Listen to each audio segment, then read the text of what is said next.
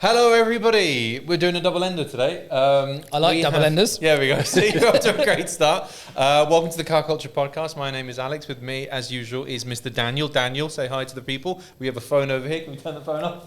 There we go. Daniel, do you want to say hi? Hi to the people. There we go. And with us, a very, very special guest. I think all of us know of you. Mr. Zlatko, I know about you. You've been monumental in the car scene here. Don't worry, I'm not going to say anything weird. You look at me like I'm going to say something weird. You have been monumental in the car scene. You'll get used to this. Yeah. Right. So would you like to introduce yourself to anyone who happens to not know you? Right. Well, thanks for the polishing. I loved it. My name is Zlatko, also known as the Big Z, or as Adnan calls me, Uncle Z, right? Been around for about almost 3 decades. The highlights involved the starting of the Top Performance magazine, which is the region's first enthusiast media and tuning publication. Done my bit of tuning, racing, crashing cars and stuff like that. We've just heard a lot from Adnan in the previous podcast of him blowing up engines in Hondas. Well, it's part of the growing up, isn't it? Yeah.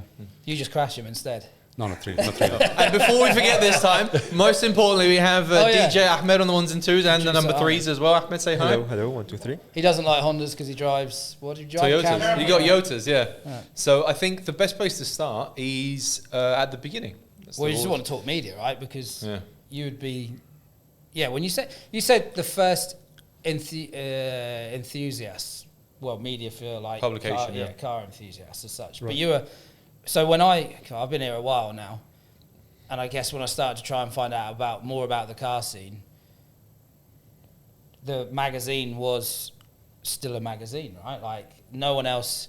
Wheels was around, I think, at the time. But this Was there different. Evo or anything like that here? I wasn't reading it. No. No, they were all like a few years later, a few years after. We started in 2005. Okay.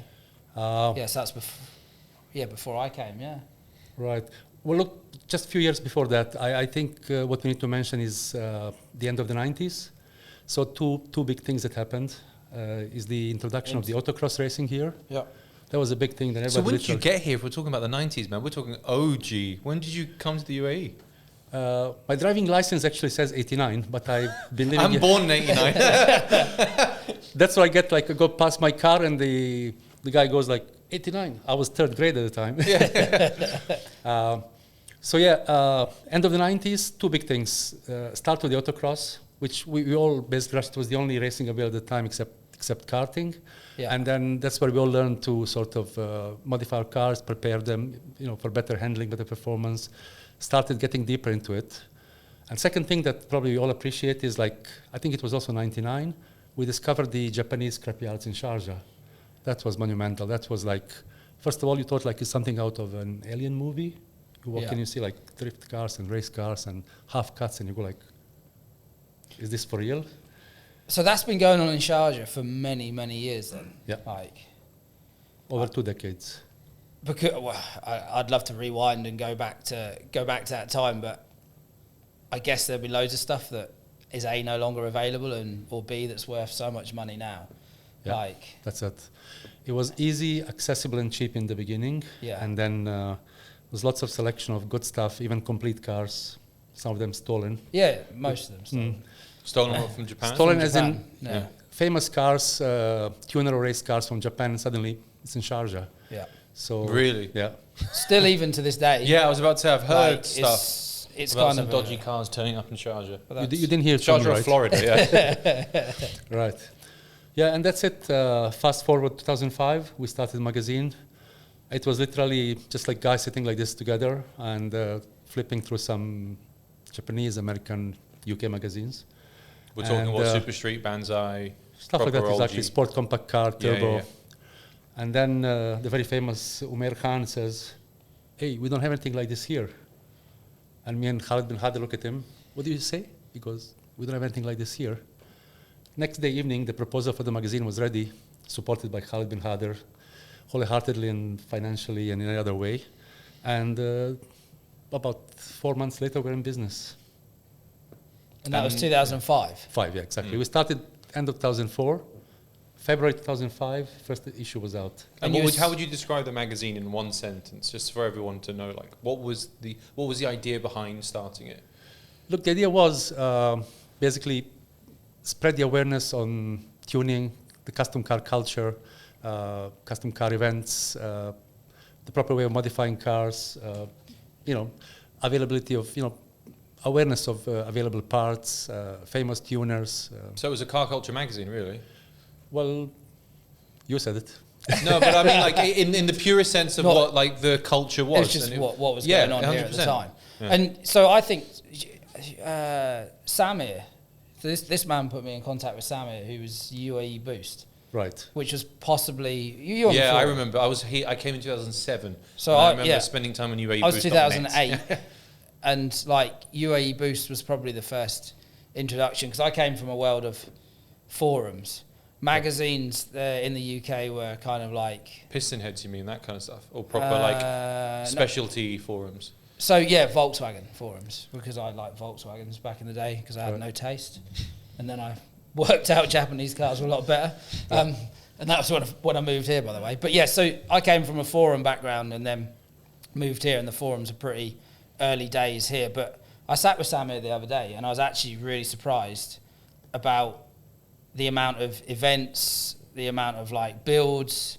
I never seen them, and he's still he's still got images now. It's like archaeology almost, right? I mean, I've told him you need to keep, get that back online and keep it because it's part of history, right? It is. I mean, at the time there was not much. There was the Evolve forum. Yes, and I was on that as well. And there was not much to buy petrol heads. Was that a bit later? A bit later, yeah. And he's actually an excellent photographer, so all combined. Yeah. He shot my car and I like it. No, don't go into it yet. What do you think about his wing on his No, we'll get into that. We'll do it at the end. Because I want to keep the momentum. Yeah, we're on track. We're doing all right, yeah. Right, so. And he's also contributed to the magazine. He shot a few features for us as well. Yeah. And he's done a good job in spreading the stuff, but then I think he got busy with work. Yeah. He was not having enough time to sort of develop the UAE Boost further. He was sort of hanging in there, and then like at some point just like fell off. He's trying to make a comeback now, like into. I think he's building a new website. We'll probably get him in here. I haven't even told these guys. I sat with him and had a coffee with him for about 3 hours, and I was like, wow. Like, anyway, but going back to where you were, you've seen all this stuff, right? There was the UAE back in 2005 did have a thriving car scene. It did. I mean, and we probably always had a thriving car scene, but you have no record of it, right? Yeah. And you have nowhere to witness this because that was pre-social media almost as well. I think we're just talking Facebook. It's pre-social media, right? Like, and the thing with this country is that a lot of people come and go, right? Like, it's a transient place. Right. People come here for a few years and move on. So they don't even leave a mark, or you mean like it's just like disappeared almost into the sand. Right? Like cars disappear really quickly here as well, right? Like they get recycled in the UK in the scene because they'll get sold on to other people. But yeah, going back to it, you've seen it all, and I guess you must have seen it all, right? Like you've seen the car scene grow out of nothing to peak to where we are now. I don't know. Would you say we're any far further forward than we were back in 2005? I would say yes, in terms of presence of the big names in here, talking about, let's say, tuners and product developers from US, Europe, Japan, and Southeast Asia. Yeah, I think there is much more presence of those. But in a way that I would say that the car culture, the tuning scene was a bit more pure at the time. Yeah. Now it's become so big, there are so many events, there's so many clubs, there's so many groups. There's quite a few clubs. I already offended everyone that was in a club, probably in one of the other podcasts. Right. So clubs were instrumental at some point of development of the scene, but now it's just like become, I would say. It's like you buy I'll try not to offend anyone, a Dodge Charger, and you have to be in the club. Charger, you buy a Golf, you buy a Wrangler, you buy a Challenger, a Mustang. Right. 86. You actually have to be in one of the clubs, because when we had the original clubs, the scene was actually probably much healthier and stronger. And then healthier some people. Is interesting. What do you mean by healthier? Look, what happened is in many of the clubs, you always have members who are like unhappy with how the club is run, this and that, and all of a sudden they start their own club, and then after like 2 years, another club branches out from that club. Go check out the Jeep scene if you want to see what that looks like. Yeah. Exactly. So I think it was a bit more genuine at the time, and everybody was sort of sticking together. You're in one club. Might not be 100% happy with the way it's run, but it's like, we are the Wrangler guys, we are the Challenger guys, we are the Honda guys. For me, I hate the idea of clubs, because just because I drive a certain car, why does it mean I have to you know, spend time with someone else that drives a Golf R. Right. Like, I just want to spend time with like-minded people, but they might drive different cars altogether. But the we can support still- is good. Like the one mate clubs, for me, my NSX has been there's been a lot of help with getting parts for The cars wrong like that, parts. because like if there is a level of like practishness to say we're going to do this thing, we're a club, we're going to have jackets, we're going to have badges, we're going to have everything. Whereas like there is the support side just to kind of counterbalance. But yeah, that is a thing. I think now, I don't know, it's weird now, like people always ask, where can I get X, Y and Z part from? It doesn't mean they'll approach me or some other guys that I know. They're not going to be just because I drive a Silvia or something. I don't know, I still don't like that whole club thing. But back in the day, I guess you needed a reason. I don't know, what was it like?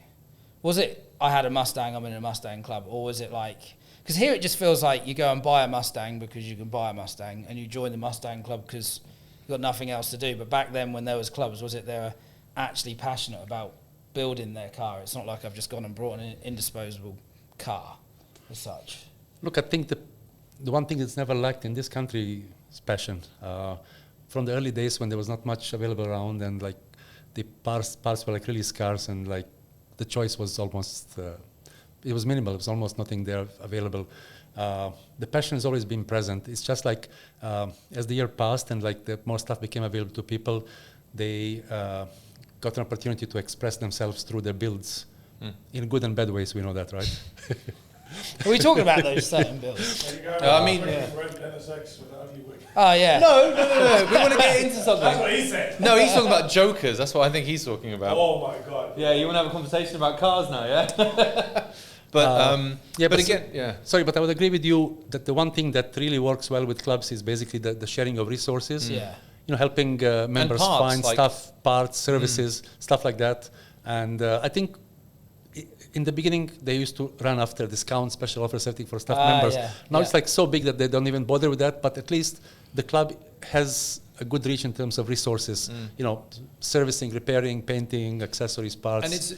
I think beyond just cars, it gives people something to do. It gives them community. It gives them a purpose, like beyond work. So 9 to 5, you are like I always say, admin at a steel distribution company, but on the weekends you are the VP of the owners club and you do all the things. It is to a lot of people the activity that they like to do, right? Beyond just the support and the kind of like functional benefits, there are those emotional benefits of being like, I am the VP of the club. Yeah, or if you have some clubs that are really active, they do drives, they do track days, they do autocross, Like the Renault Club, I think the Renault Club's really like they're having fun. autocross events or social events. And you know, some of this club is really well done and organized, and you can actually enjoy the time with the club rather than just cursing the one who arranged this drive to Fujairah. You know, with That's kind of where we are. Like Yeah. we a load of us met a couple of Fridays ago. This idiot was invited. Shouldn't have been, but like, you know, it's You just invited me. Yeah, I did.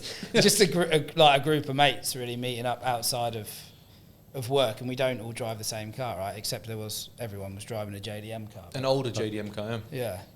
Anyway, so going back to the time, how do you think it's moved on now? Because social media must have had social media. Well, and the specifically internet. on magazines as well, because I remember I used to read Banzai when I was a kid in the UK, and the thing Banzai covered were builds, right? Yep. You would pick up the magazine, you see a crazy build, you'd have like the shopping list on one side and the back, and you'd have all the things they did to it, all the build and everything.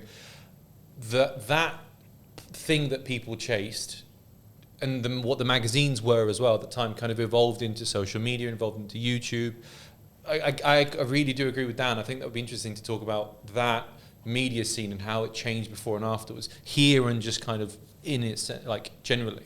Right. Well, in my opinion, it's become gradually more superficial. Because where in the magazine you have to have, like, as you said, full details of the builds, technical details, sometimes like some side items, you know, explaining bits and stuff like that. We even used to have in the magazine at the beginning like a dictionary explaining what certain terms meant. Now everything is so superficial, basically a couple of good photos, flip. You have no idea what actually is in that. And you're car. digesting it so quickly as well, because a magazine is something that comes up once a month, you spend time with it, you read it back to back, and I still keep them, so you Of can course, go back and be like, oh, do you remember But this kids thing? today won't know what a magazine is, right? They just know what Pinch and zoom. TikTok is, right? So, Or- yeah. I think what's funny, I think we're all talking about it in quite somber tones, that where something's been lost, right? Yeah, it has. Look, the advantage of the current scene is like you have access to more stuff, and you can actually see much more than before. As you said, you're waiting From around the world, yeah. Exactly. You're waiting for the end of the month or beginning of next month to get the next copy. And like that's it. It's like 50, 60, 70 pages and that's it. I also think that, back in when I was in the Volkswagen scene, everyone wanted to be in PVW, right? So you're building your car just to get in the magazine. And I think it's a lot harder. Now someone will just share an image of your car on Instagram. It's definitely not the same as seeing it in an actual publication, right? Like there's a real difference there. So that magazines still exist, but I don't think people are really. They're specialty now, because I still pick up magazines and stuff, but they've gone into like Magneto and Road Rat and all that kind of stuff. They're very coffee table kind of. Even JDM. That's interesting that like the JDM scene was always the scrappy thing. It wasn't the fancy European and American muscle kind of. It was, but that's almost maturing into something a bit more mature. I'm now going to ask a semi-personal question, but was the magazine actually generating income? Yes and no. The background of this is that basically you have to deal with media agencies. Yeah. And you have to deal with the clients directly. Now, in dealing with the clients directly, we actually had quite good success, and we had good months where the magazine was making profits, some special editions and stuff like that. But basically, it was quite hard dealing with media agencies that they're nothing short of sharks, business sharks. Yeah, that, I know. I work with the media agencies. Look, that's my experience. That some of them, I don't want to generalize, but basically, while claiming they work in the best interest of their client, being General Motors or Michelin or Castrol, the story was completely different. And then,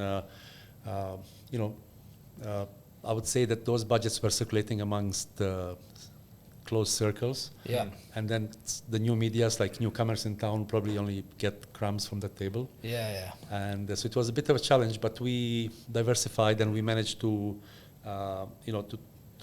create other revenue sources to sustain that.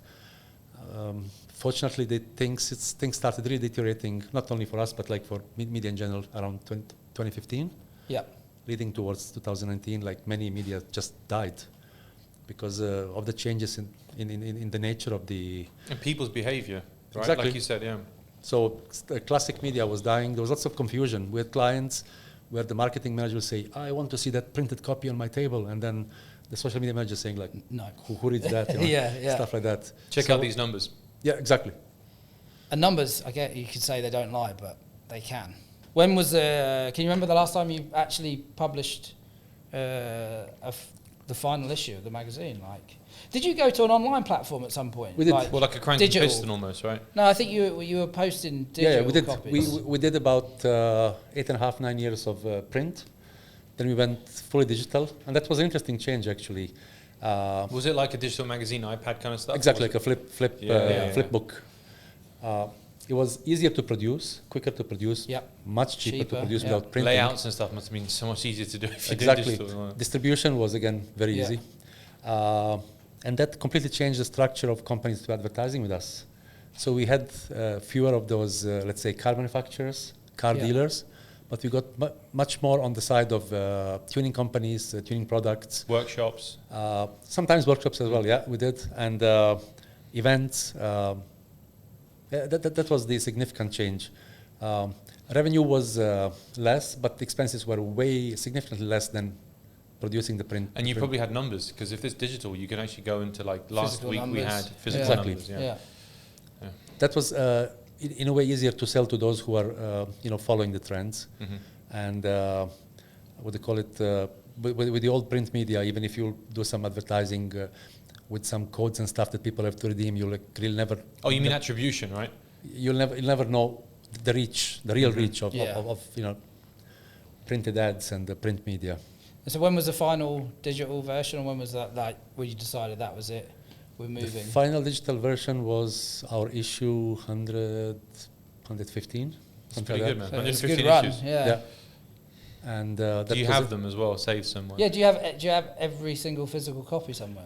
Or does Khalid still have? a colleague of mine has. He actually basically saved all of those plus Yeah. all the backups. Man, that'd be cool. Because that's a part. Like this is what I was saying to Sam here as well. UAE Boost. I'm like, you know, it's part of our, you know, history here, right? Right. You know, and someone still needs to be able to. Like, I'd love to go back. I had some physical copies, and I think I had the digital copies as well back in the day. But I couldn't tell you. I'd love to be able to go back and just see something from, you know, 2005, 2006, 2007 to relate to. Right. Like, so yeah, I don't know if there's any way you can get it back online somehow, but yeah. Like an archive, yeah. I'll work on it. Did you write a lot of articles, by the way? Did you? What was your role in? Look, in the beginning, it was only Umer, myself, and a graphic designer who was shared with our media, with our advertising agency. So I would do most of the photography, editing, writing, doing the layouts. And Umer was doing all the marketing, sales, meetings, distribution. So I've written a lot of it. Yeah. Mainly the features, the reports from like SEMA show, Tokyo Auto Salon, interviews. I've done all that myself. Do you miss any of it? I miss a lot. Because I remember seeing you at Tokyo Auto Salon. I bumped into you, yeah. Yeah. In 2016. No, except because of Corona, except this Well, it this didn't year. happen, did it? I went to SEMA with you, but I never saw you. That's the other reason. Because you were on the other side of town. We were well behaved though, to be fair. Yeah. Where do you stay when you go to Vegas? Depends. Last time was at the New York. Before that was... I nearly died in that hotel on the roller coaster. The stupid thingy didn't lock. I had bullfrogs inside New York, yeah. Okay. Everyone's got memories of the New York hotel. Yeah. I guess you're editing this, right? Sorry?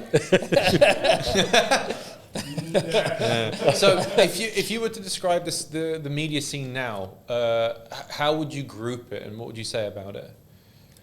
The media scene, look, I still see a few players from the times when media used to be more traditional.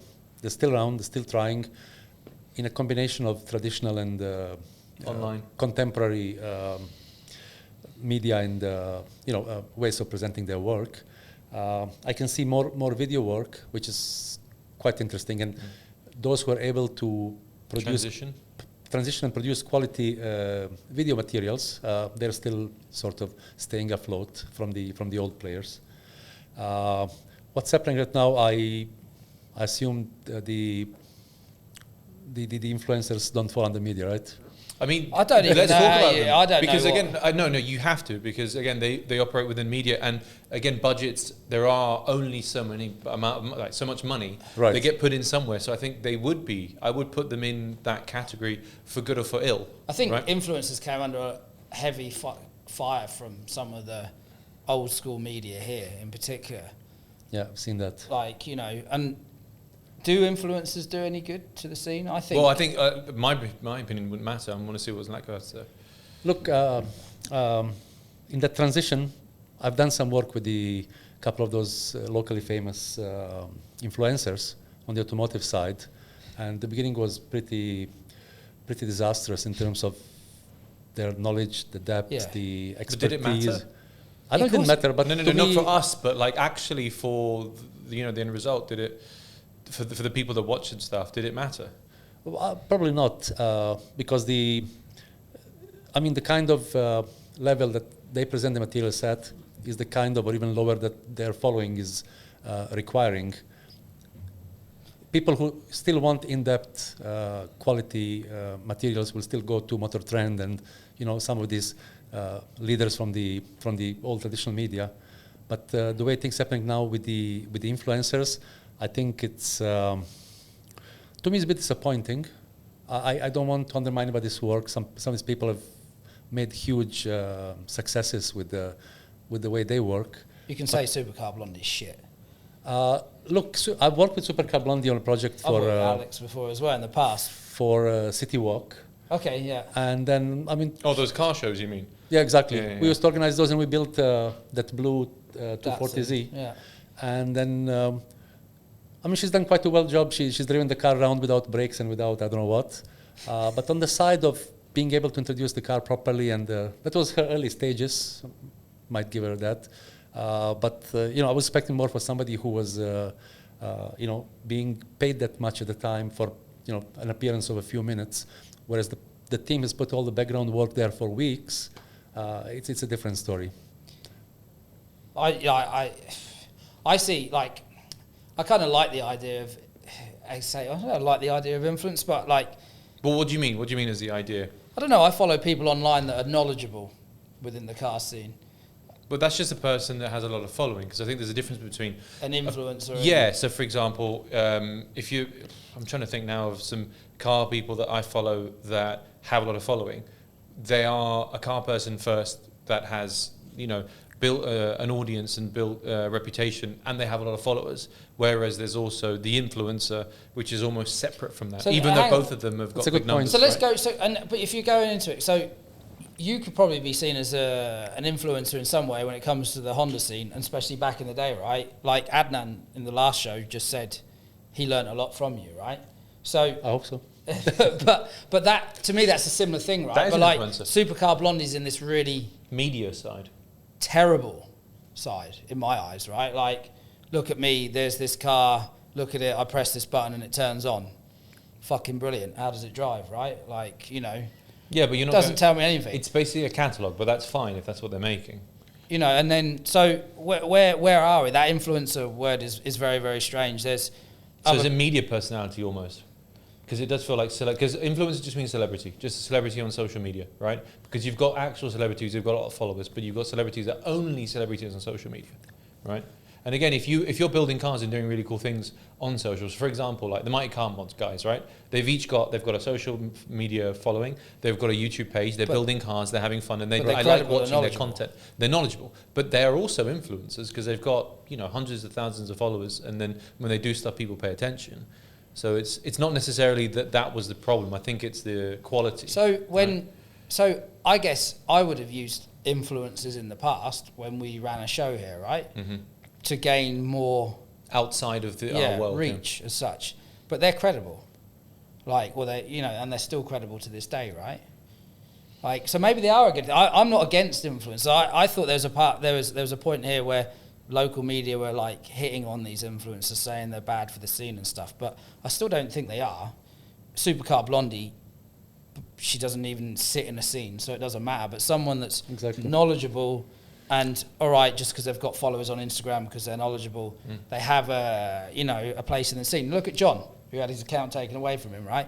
Like, he had a lot of people contact him and say, how do I do this? How do I do that? Is John an influencer? He had 70,000 You know who else followers. was an influencer? I'd say Phil. Phil McGovern. Phil McGovern was a car guy who was one of the first people here to build a social media following, right? Yep.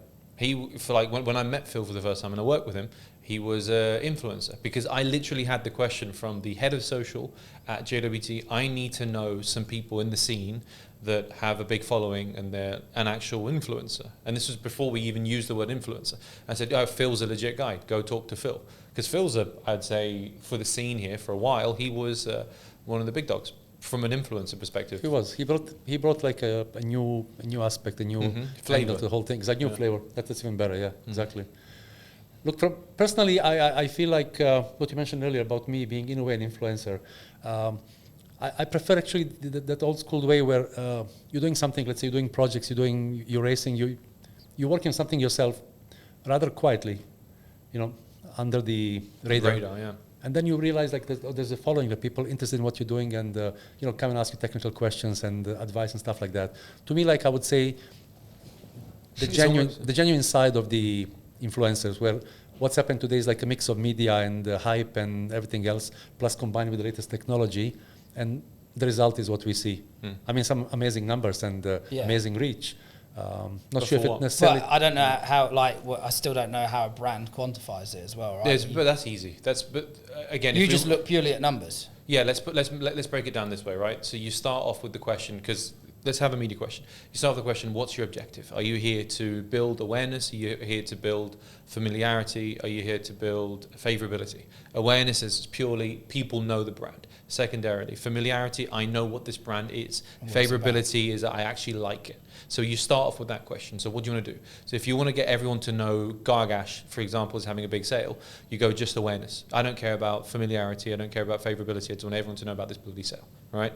If you understand that question, then you can start thinking about what the solution needs to be, right? So, for example, if it's a show, same thing as well.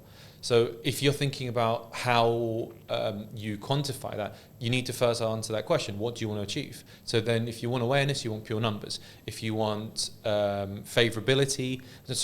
familiarity, then you need to get into like separate things that track and do their own studies. There are quarterly reports that go out for each of these different brands around the region that goes into all of these different metrics. Attribution is a massive, massive problem. You've mentioned codes and stuff. That's a very old school way of doing it. Specific URLs and phone numbers and whatever. But the truth is it's really, really hard. And at the end of the day, it comes down to a relationship. If you are the media buyer, and you have a relationship with the person who is buying the media and who's selling the media, that's going to be worth a lot more money because you can justify it. And I shouldn't be saying these things on camera, but then an agency, right? I was looking for popcorn, but no. Yeah, but like that at the end of the day really is true, because again, it is a relationship, and it's a question of attribution, and it's a question of how are you delivering one of those different KPIs. But anyway, going back to where do you see media now in today's term, like in the automotive scene here? Like, I think it's at a pretty shit point, if I'm honest. Like, I'm probably going to criticise a lot of people here, but I'm not going to name names. I don't really think... You already did. It's okay. Yeah, fuck it. I don't care. Come at me, bitch. Slaughter them. I don't see anyone in this region credibly... Do I even want to do car? I actually look at car reviews on YouTube, but there's no one here doing it. There were people doing it in the past here, but definitely... What kind of cars, though? Because are you doing a Kia Sorento review, or are you doing something that matters? Not... Because they're two different things, right? Yeah, well, I'm just looking at cars that I kind of interested in. Yeah, right? that's different, yeah. So, well, 86, the new 86 has just been... Well... Debut. No, actually, it was the embargo that went out, yeah. So, like... we have a WhatsApp group between us all. There was a few videos that were getting shared around. They're all fucking terrible, the first ones. And then Matt Farah took it around a track in America. I forgot what it's called, yeah. But I have like a better understanding of the way he would describe something. So I kind of like trust his opinion in some ways. And that was valuable to me. I don't think there's anyone in the region that's doing that here with car reviews here. I find it like... No, but maybe you're looking only in English, because I always have exactly Arabic is Arabic. Yeah, I forget that. TV or something. Arab GT. Yeah, he wants to. But everyone, like, no disrespect to them, a lot of people that I've spoken to and asked about Arab GT just say that it's quite cheesy, but I don't understand it, right? So I don't know.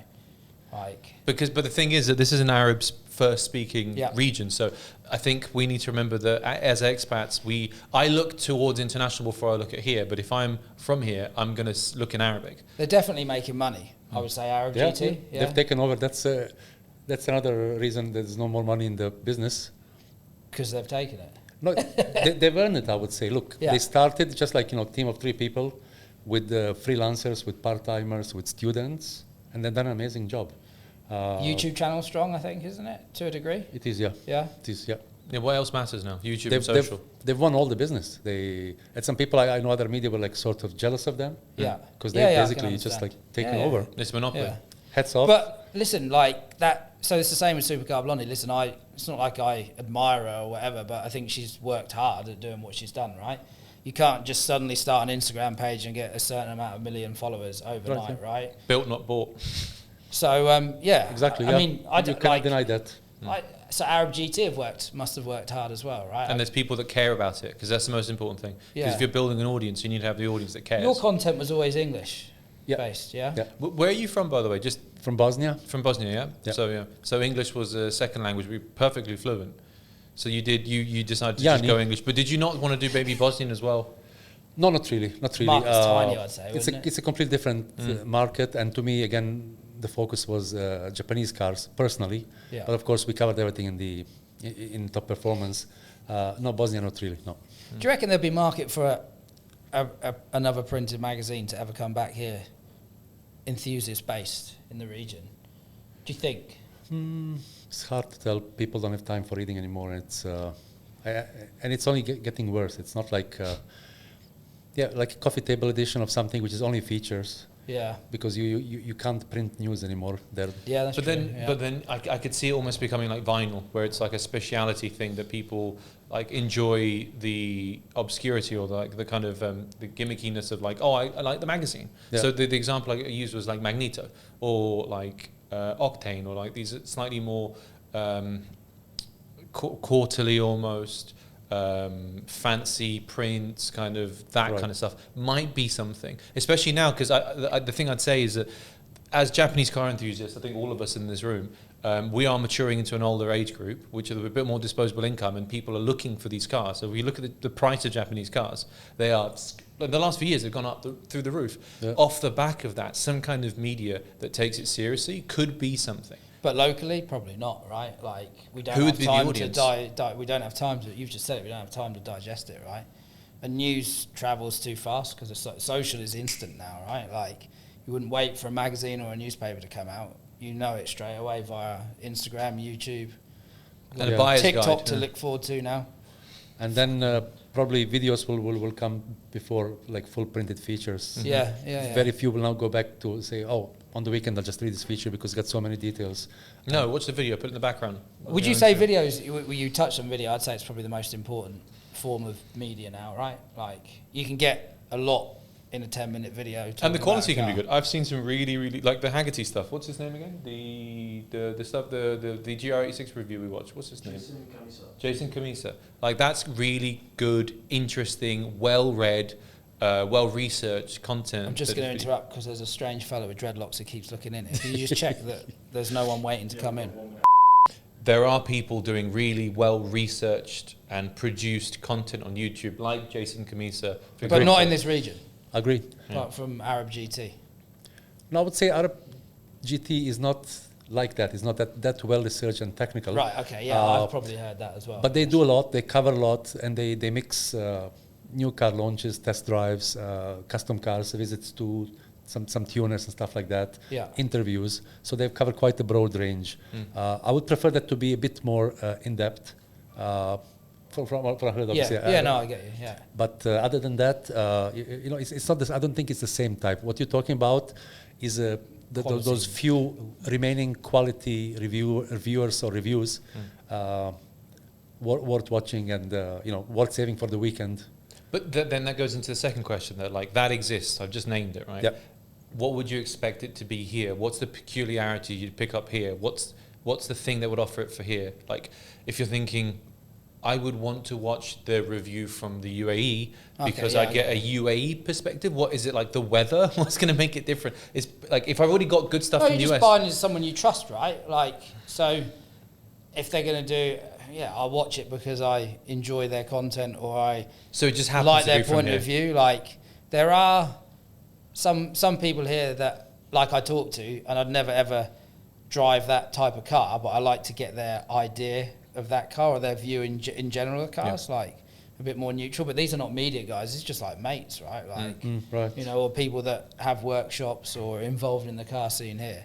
I definitely don't think we have a strong, unfortunately, in an English speaking world, I really don't think we have that form of strong kind of media here, or even personalities here. Like, there are some big Arab guys that are on YouTube that go to these. You probably go to some of these shitty media events. I try not to go to them. Yeah, I try not to go to them. But there are some people I think that do kind of well out of this. But there's definitely no one that I would say, "Oh, I'm looking forward to his review." Or her review. Yeah.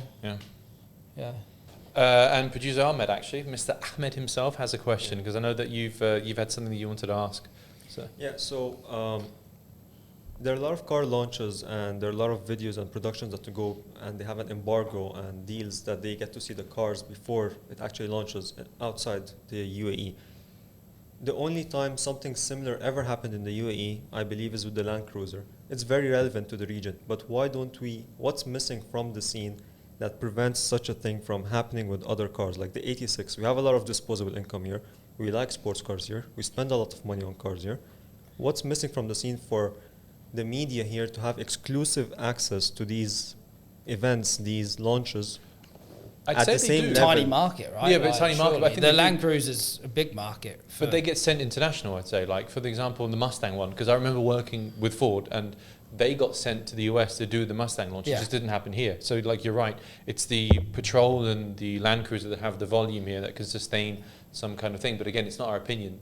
I guess I hand over to Zlatko. Right. Look, I think here things are very specific again. You mentioned one of the reasons. Second thing is the way it's from the other side now, from the other end. It's how the car dealers or the regional offices handle the launch of the vehicles and how they handle the media. To me, it's such a huge and boring stereotype, and then they're struggling to find any creative aspect to a car launch. And more important is what hotel it's based at. Yeah. How good are the rooms and the buffets and the gifts that the media get. And the actual launches are sometimes very, very dry. In terms of embargoes, I think that's something internal that the companies handle. I don't think that it's the region. It happens. Although I think embargoes are ridiculous. Car shows are becoming ridiculous because everything... What car shows? I don't know. What car shows are still left? I mean, everything leaks, right? Yeah.